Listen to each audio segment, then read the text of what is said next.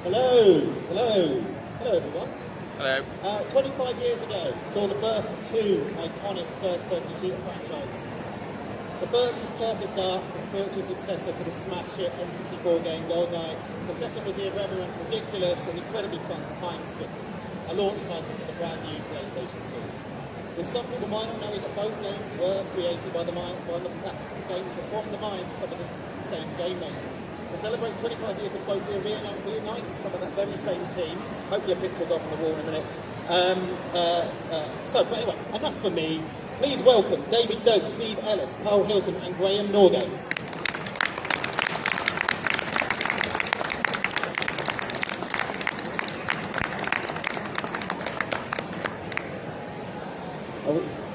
Are we all lined up with the... Can we get the picture on the screen? Is that okay? I think we're... Is that the lineup? It's the same lineup. That's from... David, when's that from? 90... Hello? Yeah, so that's from 1999, I guess, the summer of 1999.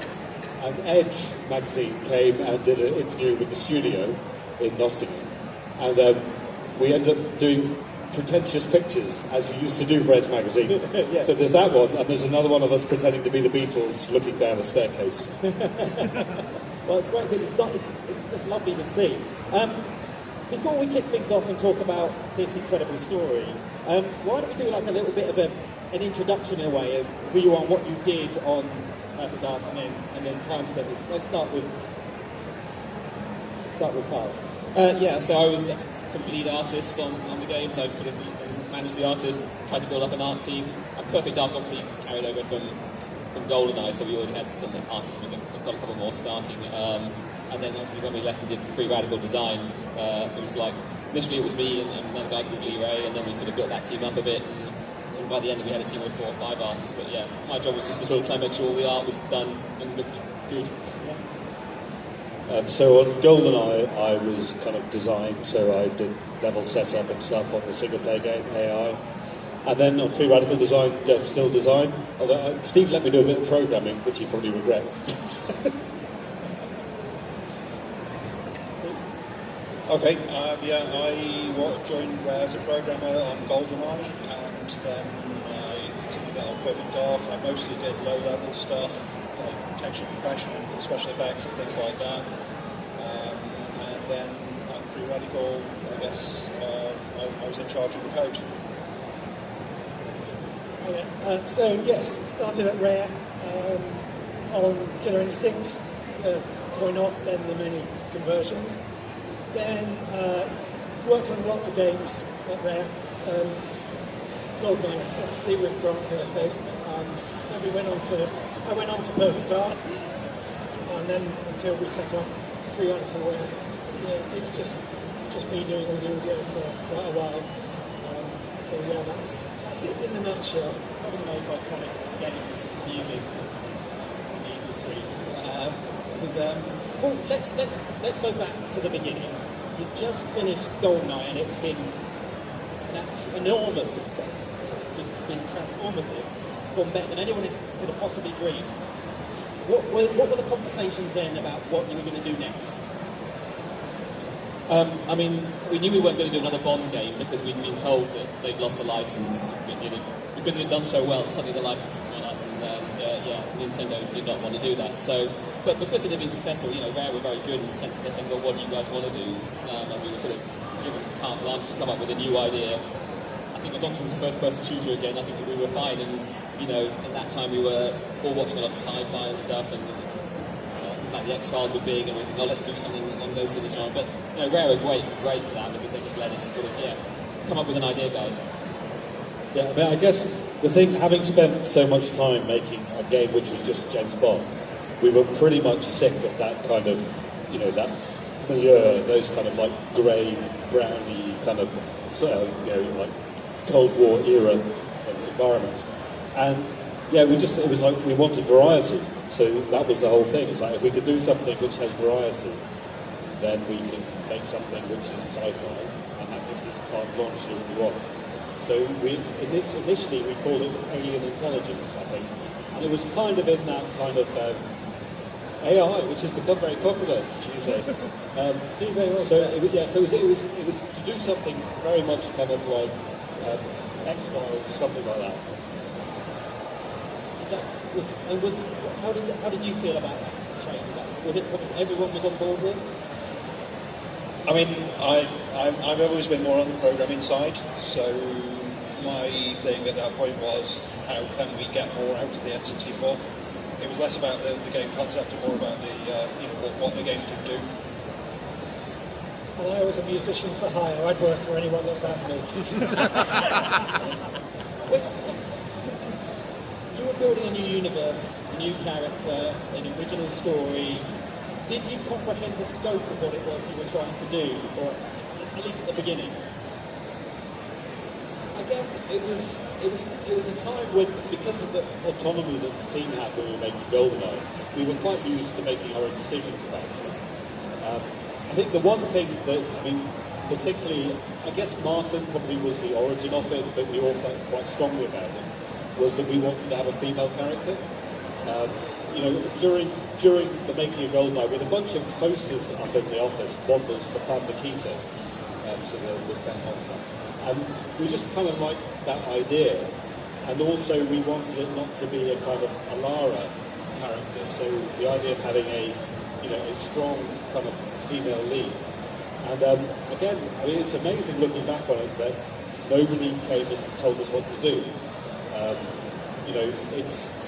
Now you couldn't even get to the meeting stage about having a meeting to decide what you're going to do. Whereas we just went straight into it. And I mean, I still have at home a lot of kind of photocopied scraps of notes and stuff from them. The levels led the story. So, I mean, I think Carl used to talk about that because Carl came out of GoldenEye going, I want to actually build something that I want to build. Yes. A big sci-fi fan, like a lot of sci-fi, massive X-Files fan. So I think we've been playing a bit of Apes World Odyssey, and we like the very dark, light sort of play of that. So it's like, I want to make something with lots of, and I'm a big Ridley Scott fan at the time, so it's like lots of light and shadow and stuff. So it was a perfect opportunity to just sort of say, I'd go to David and the guy and say, I'd like to make these kinds of environments. Can we fit a story around that? And then David, of course, would go, yeah, I can fit that in, and try and make these things happen. So it was a wonderful sort of organic process that Dave says you'd never get away with today. I mean, there were so many ideas that were thrown into that. The weapons were absolutely, I know some of it may have come later, I don't know, but the weapons that went into it, the characters, the multiplayer was absolutely full of just throwing things at the wall. How much of that was there from the beginning? I mean, when Perfect Dark came out, one of the things that, having not been involved in the latter part of the development, the multiplayer was fantastic, and the weapon design and that, and really a lot of that is down to Duncan Botwood, because he was driving that throughout the process. When we left, I would say probably about, all of the story and the levels, the characters were all decided, we'd lock that all down. Probably about half the levels, 2/3 were built. Most of the basic had been, but it hadn't been play tested a lot at that point, so there's an awful lot of changes that go on. So yeah, I blocked out everything, I textured a lot of it, lit a lot of it along with the other artists, but there was still, it clearly was going to evolve further after we left, definitely. I mean, one thing I would really like to say is that obviously we left, and Mark Edmonds and Brett Jones and Duncan Botwood, who were the members of the GoldenEye team who stayed, did an amazing job of finishing the game. It's like we're here saying, it's like making games is about finishing games. It's like anyone can start a game. Well, Brett Jones, who created Joan of Dark, passed away last year. Brett was genuinely awesome. I met him the other day. A wonderful person. But I know from reading his interviews, so much work went into the thought. You mentioned it earlier about how you wanted to play something that wasn't a Lara character. Went into the creation of Yoav Jahan. Did everyone go into that? Did everyone put into who that character was? I would, again, one of the agilities that you have as a small team, and also it was people who'd worked together for 3 years at that point, was that we did do a lot of collective group think on stuff. and anyone was allowed to throw stuff in. So I mean, if you look at like Joanna, so you know, Brett designed the Joanna character, all of the outfitting and stuff through it, going from like the combat suit to the kind of evening wear and stuff. And then you get little things where someone's own kind of spark comes through. So Elvis was very much, I'd say, Brett and Duncan just pissing around, having a laugh, So and Brett again was an enormous fan of kind of British humour, like Morgan Wise, all that kind of stuff, the goodies.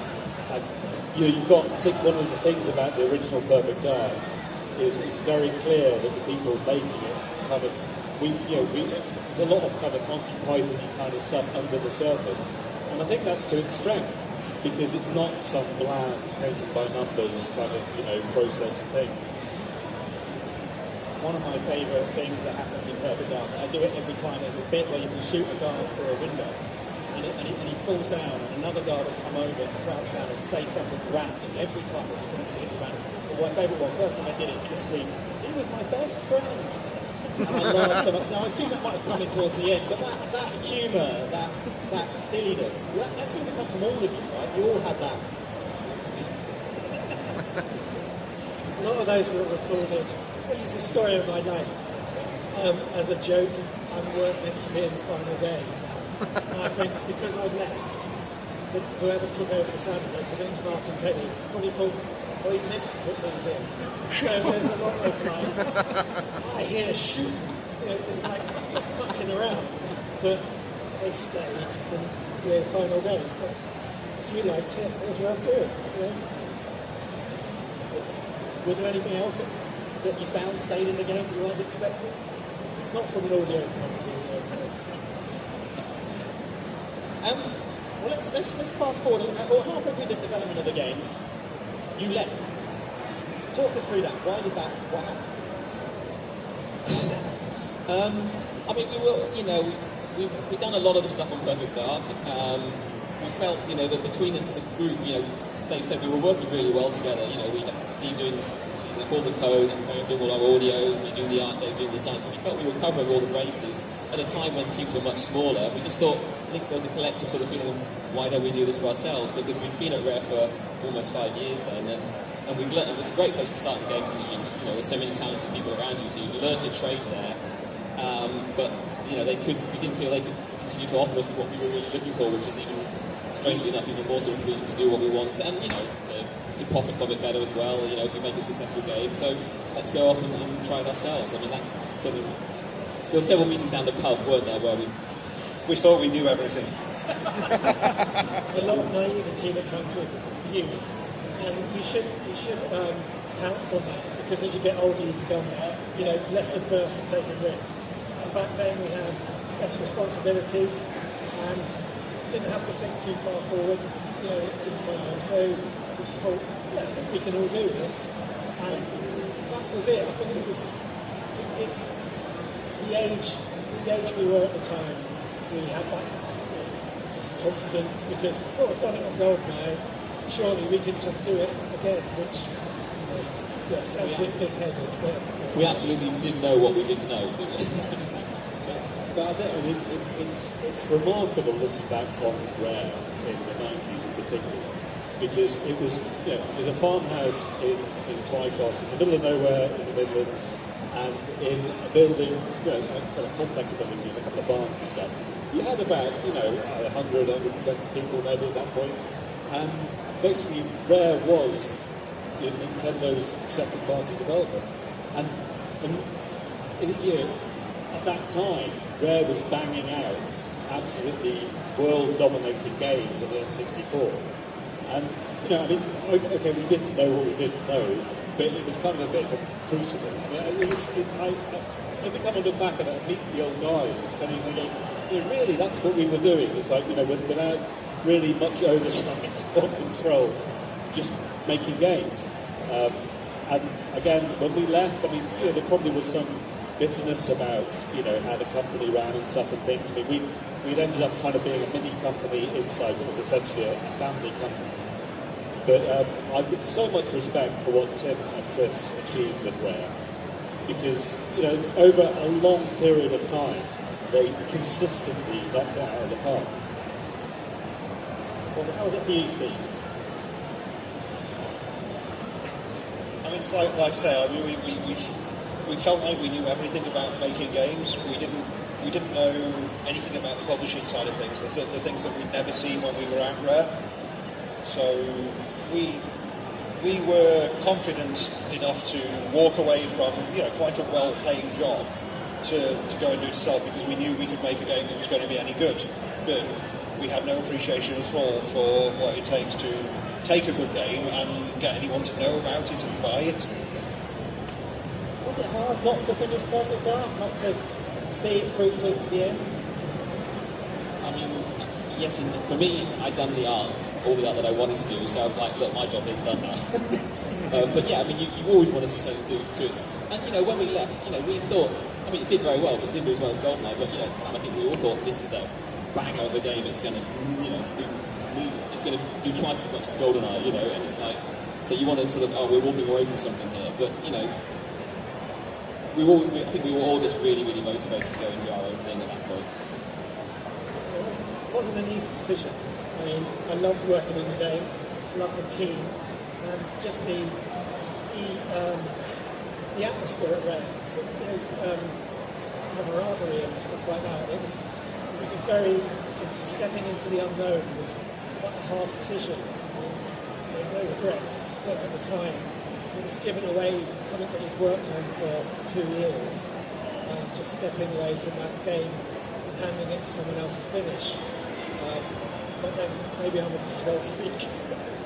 Was the game much different when you finally saw it and you played it? You thought, oh, they've done this. Was it radically different to what it was? No, I think it was they delivered it, as Dave said, they did a great job finishing it off. I mean, obviously, if we finished it, it would be much better. But, I mean, it hit all the points we were trying to hit with it. And on time. Yeah, it would have been on time at start. But other than that, no, they did a great job. And, you know, we looked at it. It was a hard one to look at when it came out because, you know, you're like, oh, it's our game, but it's not our game. So. I guess what was remarkable was the same year that came out, another game came out, TimeSplitters, that when you were initially pitching Free Radical Design and you were talking to publishers, the idea wasn't TimeSplitters, right? Tell us about that. So we were originally pitching the game that later became Second Sight, and that's the game that we signed with IDOS. At that time, I guess it was April '99, and the PS2 was scheduled to come out in March 2000. So we knew that it wasn't going to be possible to get a game done for the PS2 launch. But then as a bit of time went on, Sony pushed the launch of the PS2 to October 2000. And we started thinking, hang on, if we're a bit more focused about what we're doing, you know, if we are less ambitious on the story side of things, then maybe we could get a game done for launch. So we went to IDOS with this idea and said, why don't we make a multiplayer-focused shooter, split screen, all that kind of thing? And they said, no, don't do it. So we carried on doing both things, and I guess it was November '99 where we had a big publishing meeting with them, and we said, ta-da, here's this thing that we've done. Was the reaction horror or joy? I think that there was some other politics to do with Sony and dev kits and things like that, and you know we had at that point got the support of Sony for doing this game for launch, so they kind of semi-reluctantly agreed to change the contract and to do that instead, and to do Redemption, as we were calling it at the time, later. So Steve has very characteristically and modestly left out one of the key things here, which is when we started working on what our project that was going to be Redemption, that became Second Sight, obviously the first part of it is to get the tech up and running. So Sony let us have 2 of these EB2000 prototype dev kits, which were like rocking horse shit. No one was allowed to have them. And basically Steve, over kind of a weekend, ported our engine onto it. So Sony kind of came back the next week going, well, how are you getting on? I go, well, we've got the basic shooter running. And they go, well, how come everybody else in Europe doing development PlayStation 2's had these kits for a year isn't at the point that you're at. So, and again, I think that probably ranked slightly with IDOS because Core had been working on PS2 Tomb Raider for quite a long time at that point. And yeah, I mean, basically, you know, with a company with a handful of people, we leapfrogged where we were in the kind of the running order for things, and then, you know, that just opened the door because Sony Europe was saying, well, let these guys do it. So we kind of went to them. When IDOS said no, we said to Sony, you know, the IDOS guys have told us we're not allowed to do this. And then TimeSplitters came out. So we could say it was 25 years ago tomorrow in the States. Wow. And that was an 18-month development cycle from having no company. So having like 4 or 5 people and nothing. I can ask about that. So let me get this straight. Daddy said no, so you went to Mummy to overrule. Right? That's good publisher relations there. So how did you do it so quickly? What was this? Is it just the way your brains are wired? Over time? There's a couple of things.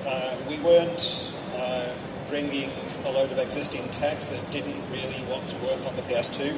We were starting from scratch, so we got to make something that was exactly written for the PS2 and only did exactly what we needed it to.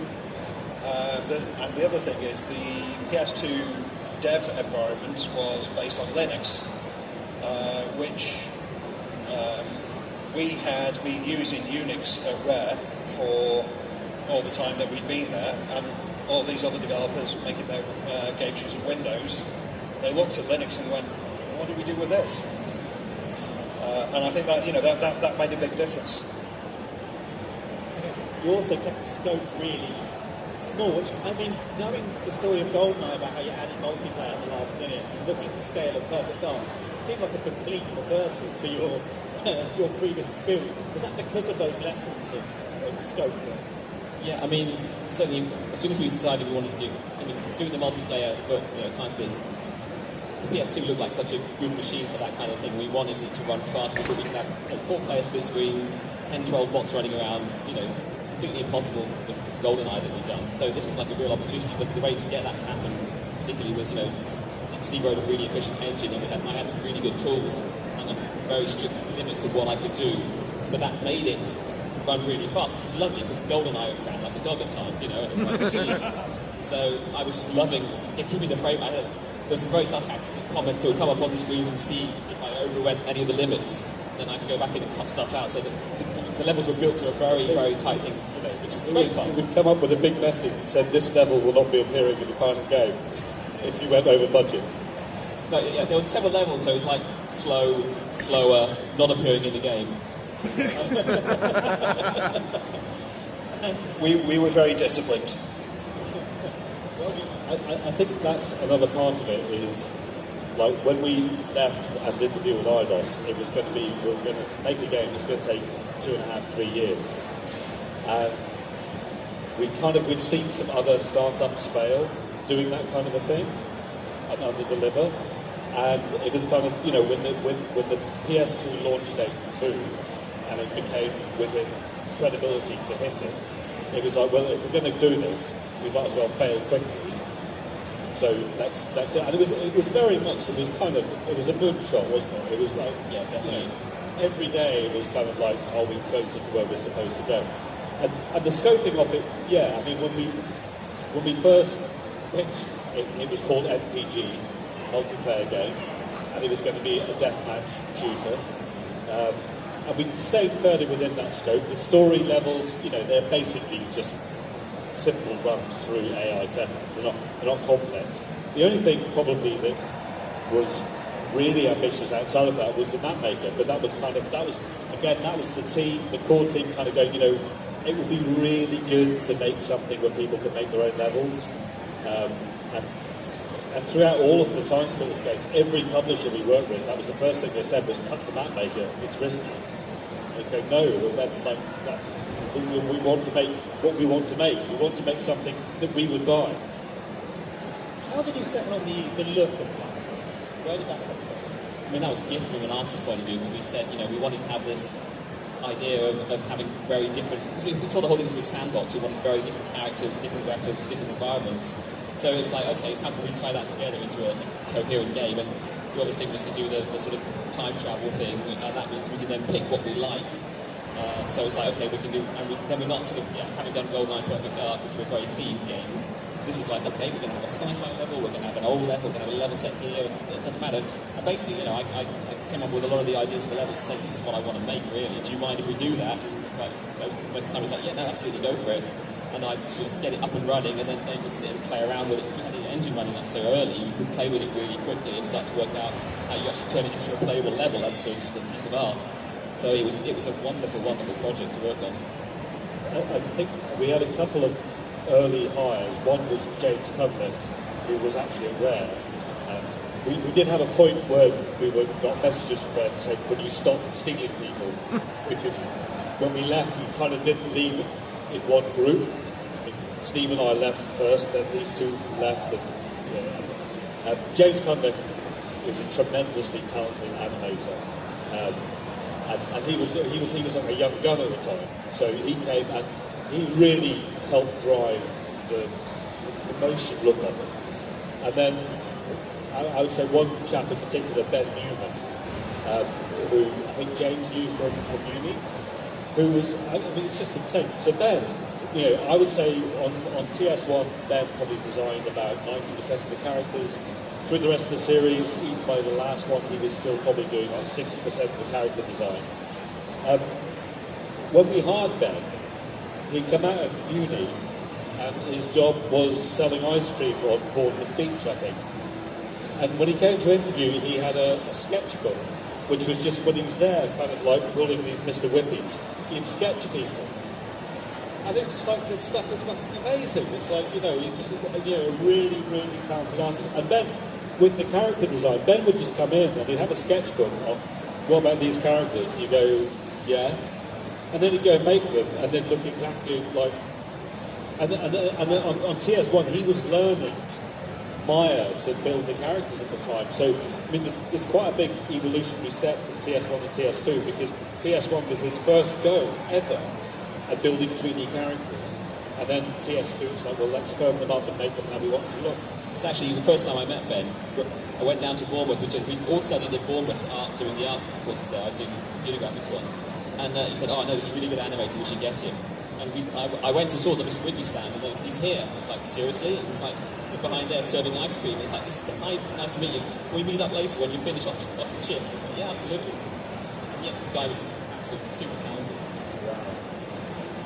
I asked this question to us a minute ago, actually, because obviously I was a big fan of GoldenEye, Perfect Dark, and I was a Nintendo boy. And suddenly, the team that made these games that I love were now making a game for PlayStation. Were you mindful of the fact that you had, or maybe you considered that you had a fan base that you were sort of starting again? And I saw a headline on a PlayStation magazine, which was like, the GoldenEye team comes to PlayStation. Was that difficult? Were you mindful of that? I mean, I think that staying with Nintendo would have never been an option for us, given who we were leaving. Maybe we would have liked to do that, but we couldn't. And the PS2 was an exciting console to move on to at the time. I mean, even Nintendo, Rare was a great place to work because they had so much backing from Nintendo. And I often, when people ask me why GoldenEye was as good as it was, one of the things I say is it had phenomenal testing from Nintendo in America, particularly. They were huge fans of the game. And, we knew we didn't realise quite how much we were going to lose that, but losing that sort of support network around was like, it was a shock for us when we got to, I got to a good publisher, but they didn't have the power that Nintendo had, and we didn't get the sort of feedback when we were working outside of Nintendo that we had when we were inside Nintendo. Obviously, we mentioned a moment about the themes and all the different movie, the westerns and all that kind of stuff, all the different elements of the game. Why did you want? Was it just because you wanted a variety of different locations? Was that the real reason why you wanted to do it, or was there something else that inspired those different themes? It was entirely driven by the visuals, I would say. It was and as Carl's kind of hinted, it was like, it's horror, action, and sci-fi. And then you multiply that by 3 or 4 to get the time periods. So it's historical horror, modern horror, future horror, that kind of thing. So and then the story as it was retconned onto that.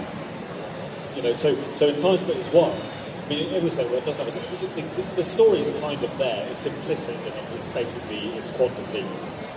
And then in TS2, we made it more of a thing. So we had a character to anchor it around.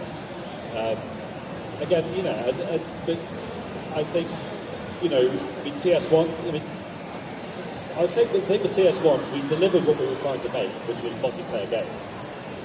And then by the time we made TS1, we knew what we wanted to do for TS2, which was to fill in the blanks and to do it better. Great. What was that like making music that had such variety to it? Well, it's good for me because I get bored really easily. And I like the challenge of having all these different genres to write for. I mean, it was in TS, the first TimeSplitters, but TimeSplitters 2, I did a big band piece. And work on it, I was a job seriously back then.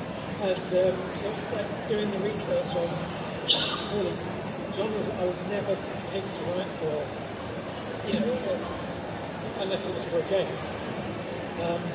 And we all,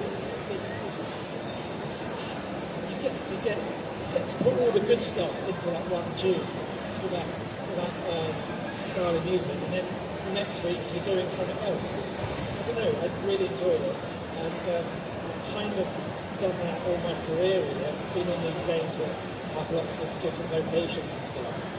So I'd make a terrible film composer, so I'm stuck with games. What was it like going from N64 to PlayStation for a music point of view? That was lovely. I mean, I can't remember how many times I've told the story about, oh, GoldenEye, we only had 100k of memory or whatever it was to first thing in. To suddenly go to full quality soundtracks. And they weren't, at that point, it wasn't interactive like you would do now, but it was like night and day, really. Writing the tunes on the N64, you would write them, and then you'd spend a week or two compressing them, and, you know, trying to make things loop and take your samples down as much as you could, so it would fit into the cartridge. And it's as fun as the technical side of it can be, it's not creative. So when you're on the PlayStation 2, you just write the music, you don't have to worry about, I'm not going to be able to squeeze this in. You can just go for it, and finish it, and then it's done, it's in the game. You know, there's no sort of fiddling around to make it work and all that kind of stuff. So it was very empowering. I enjoyed it. Is that what it was like for the rest of you as well, that extra hour? And I mean, I can't remember what. On the N64, the texture size was 32 by 32 pixels. And I could double it if I went to an intensity tester, which is just basically black and white texture. So actually, a lot of GoldenEye, if you look at it, it's actually almost a black and white game. It's vertices were hand coloured to try and make it look more interesting. So suddenly, I can't remember what we had, but I remember us discussing it, and like, it was definitely a lot bigger. And I'm like, thank God for that, you know, I can get a lot of definition. So it was great. Yeah. Although, like every game's console, the production model was slower than it's supposed to be during development.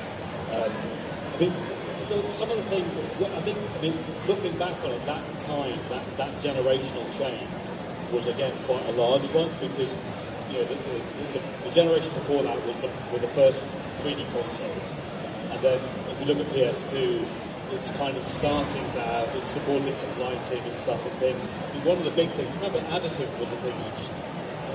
So like on the N64, there was no idea that you would have additive textures which would make things look brighter.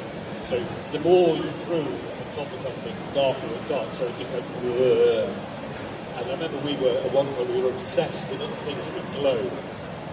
glowy things. Glowy things are great. I think when they're trying the grenades and the rockets, they're glowy, and then I think the grenades bounce as well. So you've got a little glowy thing when you fire it, it bounces around in the environment. I remember in the construction site level, there's some pipes, which again, it's not a box, it's a cylinder, because you can have enough volleys to have a cylinder.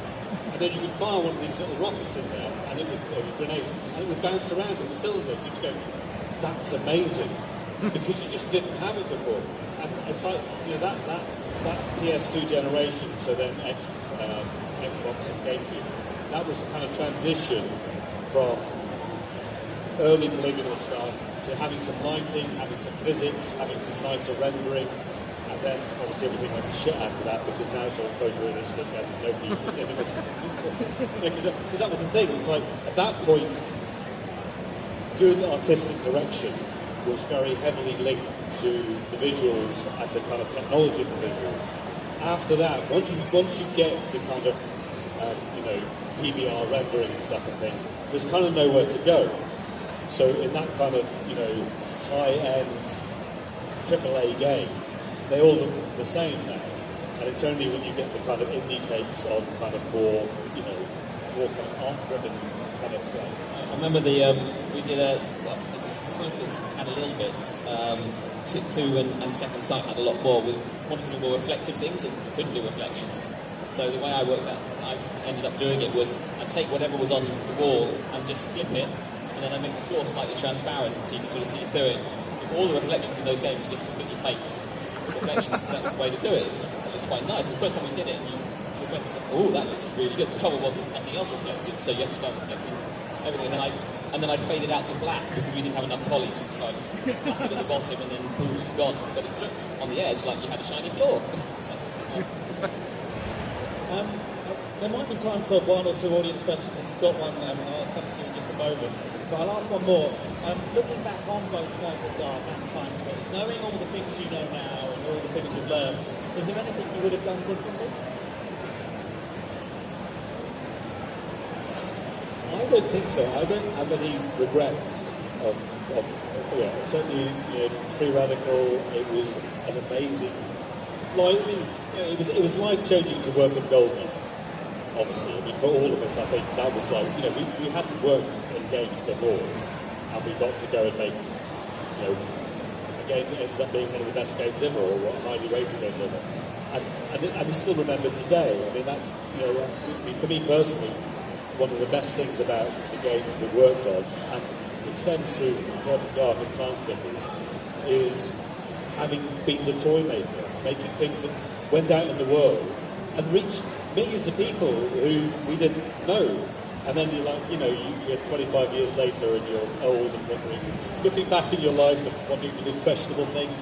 And people come up to you and say, thank you for the memories. So, you know, and we left, but that meant that in, like, you know, that kind of year 2000, there were two games. There were Perfect Dark and TimeSplitters. So, not really, I don't have any regrets.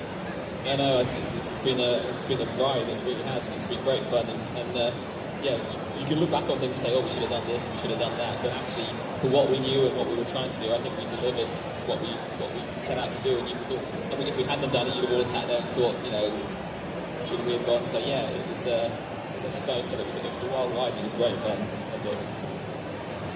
I certainly regret stuff I've done after. So nothing for those games.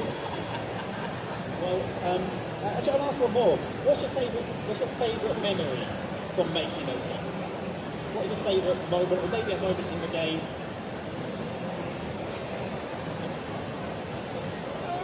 Don't know. I've got one. I went a bit method one night. So TimeSplitters 1 has got pick animations. So you do your character and they do the whole thing. And we had a hick character who was, you pick him, he throws his hand on the floor. And because in those days, I'm losing my voice, in those days sound libraries weren't really anywhere as ubiquitous as they are now, you know. don't search on Google, grab your sound and whatever. I went down to the off license with Lee Ray, who was the graphic artist on TimeSplitters. We bought a couple of cans of lager, drank them in the car park, and then I recorded us throwing them on the floor. They didn't have to be lager, but I decided it would sound better if they were. It had to be real method. Yeah, absolutely. Do you have one, Steve? I don't know. For me, I think one of the best things was actually pulling it off. You know, finally delivering our first game as an independent company. It was a big deal. We put everything into it. So yeah, it was quite a reward at the end to see it on the shelves. I remember we went into Nottingham to see it on the shelves. It's like, it's on the shelves now, you know. We did all of it, you know. That was a really great moment. So. I think to be specific about TimeSplitters, one of the things I really remember was it wouldn't have been just now. It was probably, was it 3 weeks of production or 2 weeks of production when we mastered it? It was 6 days before it was on the shelves. Yeah. Okay. So it was absolutely crazy because that was the thing. I mean, again, you know, back in the day, if you're making cards or CDs, whatever, or DVDs, you know, obviously there were big steps between the game being Gold Master and it ended up in a shop. Because PlayStation 2 launched a paucity of titles, we were kind of on the fast track to get in the shops when the game was finished. But in that last kind of, you know, it's always the last bugs are the worst ones. So one of the final lock check things that you had to do was what they call a soak test. So you would leave the game, if the game is left running for 24 hours or something, and it's still running, then you pass this soak test. So it's kind of like looking for memory leaks and stuff and things. I mean, it's the kind of stuff nobody cares about anymore because it doesn't matter. You can patch it. Yeah. So we used to in that run up, which would have been, as Steve said, like a week ago, 25 years ago, we'd leave it on as many machines as we could in the office, and we'd go home, and you'd come in the morning, open the door, and it's like, have any of them crashed? Because if any of them crash, then we reset the clock, and we lose another day, we might miss the launch. And it was like, and also at that point, everyone in the company, I mean, there's probably only, 14, 15 people at the time, everyone was doing testing. So we'd just be there solidly, just playing the game and stuff. And, you know, it's like, again, for Free Radical, a lot of, I mean, again, Satan Touch people from Rare, but Free Radical, so many of the people are still friends, social friends online. They're all around the world doing different stuff, running big shit in other places. So, I mean, that's another thing that I'm proud of, is that we kind of, you know, we started something, and even though it doesn't exist anymore, it had ripples that went out throughout the games industry. That's a lovely note to end on, but I did say I'd let someone, does anyone have one question? Oh, good, okay, maybe we try two. Let's go. Okay. Is she Viola, the great-great-grandmother of her Angel Forge? Could be, because that was always the thing. The retconning thing was always part of it. Was that, and I think by the time we got to Future Perfect, one of the things was, it's like it gets tighter and tighter to try to retcon things and to squeeze in these little kind of links. And I was always really pleased with it. In TS1 we kind of had things like the cowboy in Wild West level. The black kind of like I remember knowing about it. But his great grandson is supposed to be the character in the horror level. It's kind of and that was the thing. Like Viola, I mean, Viola's actually one of my favourite TimeSplitters characters, because I love that TS2 thing where she drops down and again to the animators, drops down and the little bell just dingles on the hatch. You know. So yes, I would like very much for Angel Forge to be related to Viola. One more.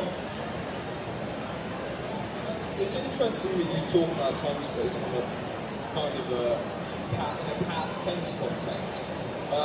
in regard to its future, what are your opinions on the current TimeSplitters Rewind project, and what happened with the TimeSplitters 4 and the various leaks about that? How long have we got? About 5 minutes. To your first point, TimeSplitters Rewind, I wish them the best of luck. You know, it's, the people working on that have been working on it for quite a long time now. I mean, and making a fan project is really hard. It's probably on slippery IP licensing because they kind of had permission from Crytek, and now obviously Embracer, or whatever they're called this week, on it. Where, as you know, Steve and I and Graham was involved to some extent a couple of years ago. We're involved in trying to revisit TimeSplitters. I don't think it was our fault it didn't work out. I can't say much more about it than that, but you know, bigger forces were in play. I think it's really hard now. I mean, I certainly, the prospect of making some kind of even double-A shooter now, I'm not up for it anymore. You know, it's such a overworked scene. It's so hard to innovate in. And you know, certainly our experience of trying to build something was, you know, even with off-the-shelf engines, it takes forever to get anywhere. And then once you add to that kind of modern, you know, production management and stuff and things, we couldn't do the things we used to do. You know, we used to joke with GoldenEye and 3 TimeSplitters. You could think of something at night in bed and come in the morning and say, hey guys, what if we do this? And by lunchtime you'd have tried it and decided whether it was worth doing, and by the end of the day it was in the game or not in the game. And I love working like that, you know. I mean, Steve and I will watch this space later. It's not a shooter, but Steve and I have personally been working with Graham as well on a thing for the last couple of years, which is just basically the biggest delight in it is working with people you know in a small team. Nice. There is actually an article that I wrote on last year with Steve, which tells a little bit of the story of the last TimeSplitters. So do check that out, but I'm afraid we don't have time. I'm sorry that I didn't get so many questions. But please give a warm hand to Carl, David, Steve, Graham.